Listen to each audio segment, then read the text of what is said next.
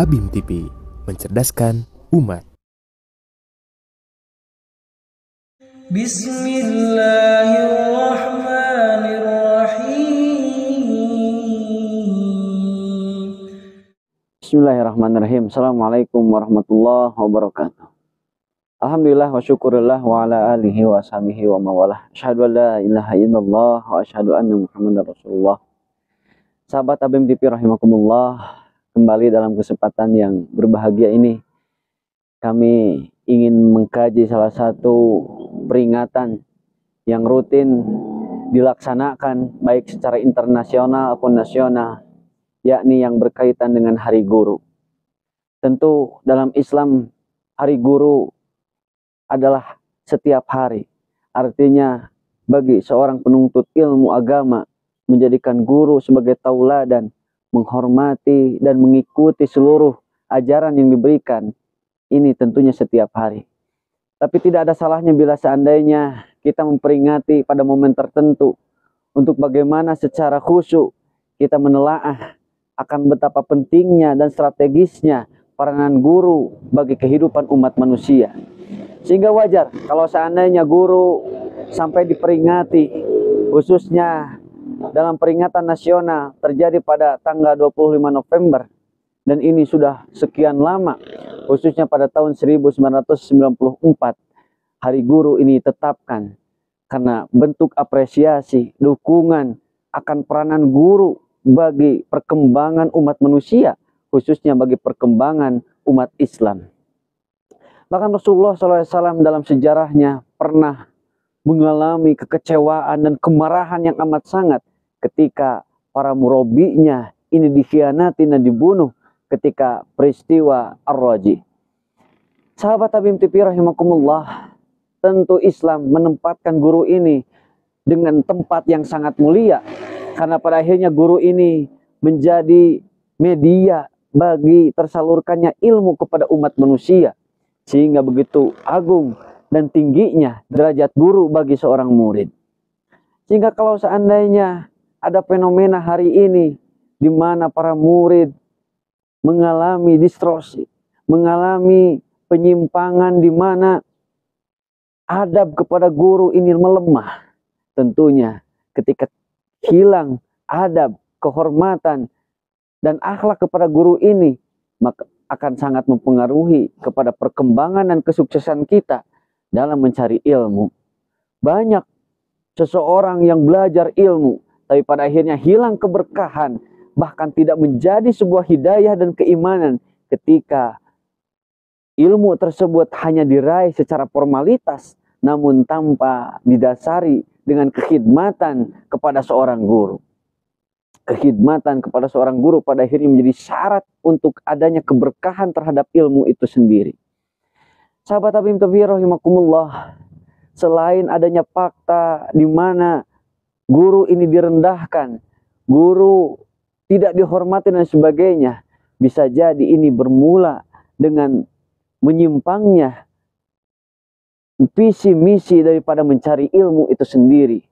Banyak umat manusia yang menyangka bahwa mencari ilmu itu sendiri hanya untuk memenuhi ilmu pengetahuan saja, hanya untuk mendapatkan informasi-informasi tanpa adanya tujuan untuk beribadah kepada Allah. Bahkan tidak kurang fenomena di mana seseorang sekolah mencari ilmu, bahkan sampai kepada tingkat perguruan tinggi hanya untuk mendapatkan pekerjaan. Ini fenomena yang notabene terjadi di lingkungan kita. Tingginya sekolah, belajarnya seseorang bukan ingin tunduk kepada Allah, tapi hanya untuk mendapatkan pekerjaan saja. Padahal seandainya pekerjaan tidak selamanya bisa diraih dengan ilmu. Bahkan kalau seandainya kita hanya ingin mendapatkan materi uang, tentunya tanpa sekolah pun, tanpa lembaga pendidikan pun akan bisa. Banyak seseorang yang sukses secara ekonomi, namun pendidikannya rendah. Ini membuktikan bahwa menuntut ilmu ini bukan untuk mendapatkan material saja. Meskipun Islam memang tidak menafikan keberkahan ilmu, ini bisa mendatangkan kesuksesan di dunia dan di akhirat. Sebagaimana hadis Nabi Muhammad SAW, man arada dunya fa'alaihi bil ilmi, wa man arada al-akhirah fa'alaihi bil ilmi.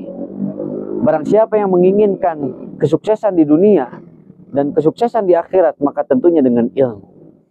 Tapi seandainya kalau saat menuntut ilmu hanya untuk mencari material saja, ini mengalami penyimpangan sehingga berdampak kepada akhlak, kepada guru yang kurang khidmat, kurang hormat, dan tidak sampai menghormati akan eksistensi bahkan kepada pengajarannya.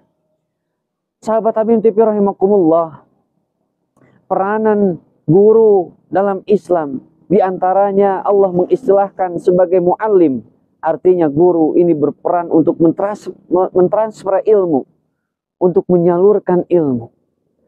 Meskipun hal ini bukan berarti ilmu bisa didapatkan tanpa guru.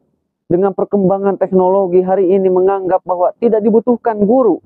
Karena hari ini dengan teknologi Google, teknologi HP dan sebagainya, informasi bisa dengan mudah didapatkan.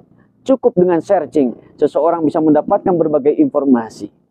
Namun dalam Islam mencari ilmu, ini adalah tujuannya untuk bisa beribadah kepada Allah.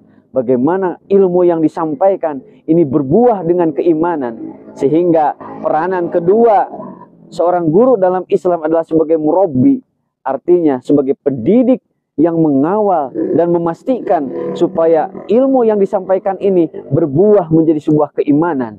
Bahkan Allah Subhanahu wa taala menyebutkan bahwa peranan seorang guru adalah sebagai ulama, yakni orang-orang yang takut kepada Allah, orang-orang yang takut akan azab Allah sehingga bertanggung jawab untuk tegaknya agama. Maka seorang ulama yang diantaranya adalah guru, ini menanamkan ketakutan, bukan hanya menyalurkan informasi, bukan hanya menyampaikan ilmu secara normatif, tapi sampai menanamkan ketakutan kepada Allah Subhanahu wa taala sehingga lahir generasi-generasi yang bertanggung jawab kepada agama, generasi-generasi yang tunduk patuh kepada Allah Subhanahu wa taala karena dengan ilmunya bukan maksiat, dengan ilmunya bukan sombong, tapi dengan ilmunya ia bisa tunduk patuh kepada Allah, Rasul, dan kepada gurunya selama gurunya tidak melakukan maksiat.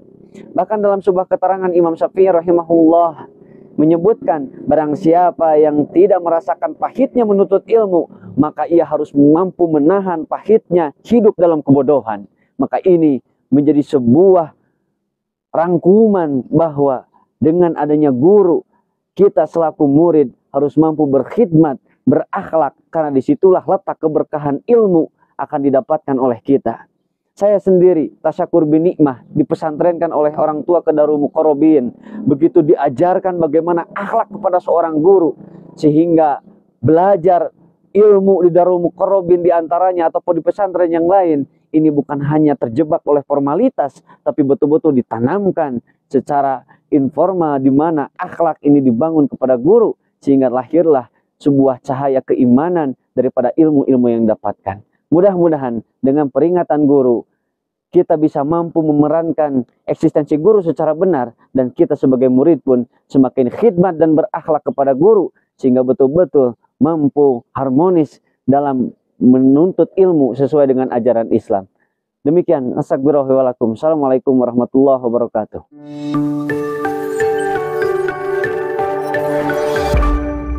Habib TV, mencerdaskan umat.